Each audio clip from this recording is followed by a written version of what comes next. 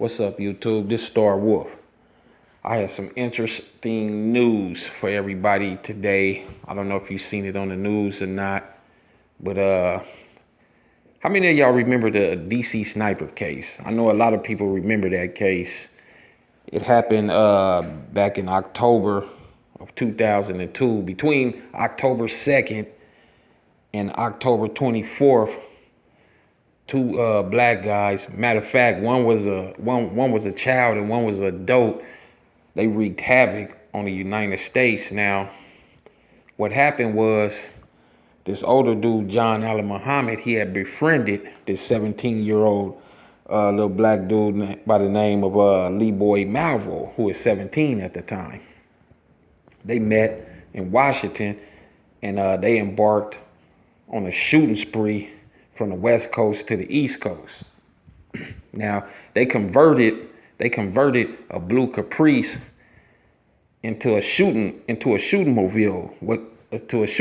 Now, what they would do, they would let the back seat down, and then they would crawl into the trunk, and they had cut out holes in the trunk, little bitty holes that looked like keyholes for the trunk, and they would stick the barrel of the weapons through there and actually snipe people.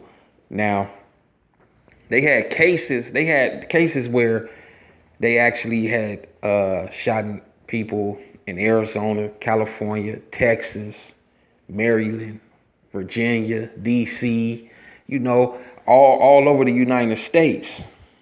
And they really did damage on the East Coast.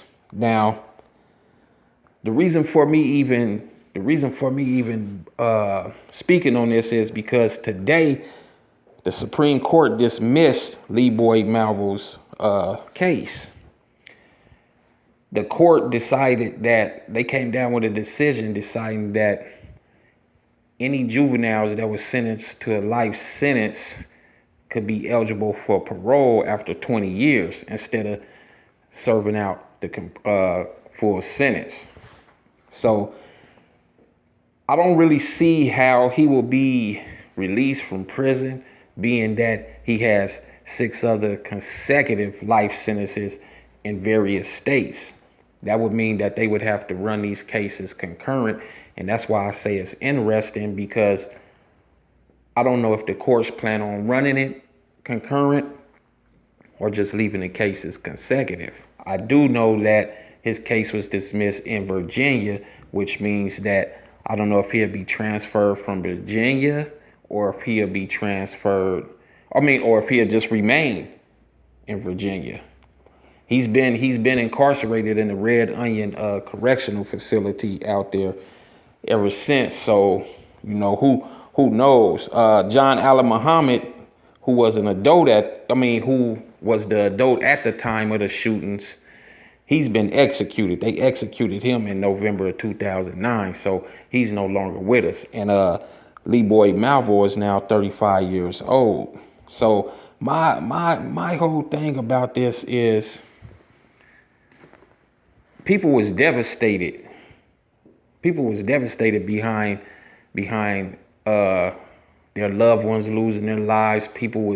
It's still people traumatized to this day because of that, because they were sniping people and they didn't know, no one know who was doing it. So there's a lot of people who's advocating for Leroy Malvo to remain in prison, which I believe he will remain in prison due to the fact that he's a young black man. They look at this crime as being violent. They was calling them psychopaths. Some of the courts argued that this is not on the line of being a psychopath, but I mean, if you start sniping people for no reason, killing people, innocent people, that's beyond psychopath behavior. That's beyond psychopath behavior. I don't believe he will ever step foot out of prison ever in his life, because these people are afraid of him.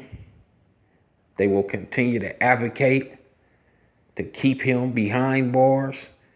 This is how the justice system is. They already executed John Lee Muhammad in 2009. And they're really executing they're really executing Lee Boy Malvo. They're just not doing it by lethal injection. They doing it with a slow death. A life sentence is a slow death. That's all it is. But we'll have to see what Maryland does, and we'll have to see what DC does. Because, like I said, Virginia has dismissed this case. And he has 6 other cases. So we'll just have to see. I'll keep y'all updated on this as I get more information. Anyway, make sure you subscribe to my channel. Make sure you hit that like button and that notification bell. And make sure you share my videos on all social media platforms. Peace.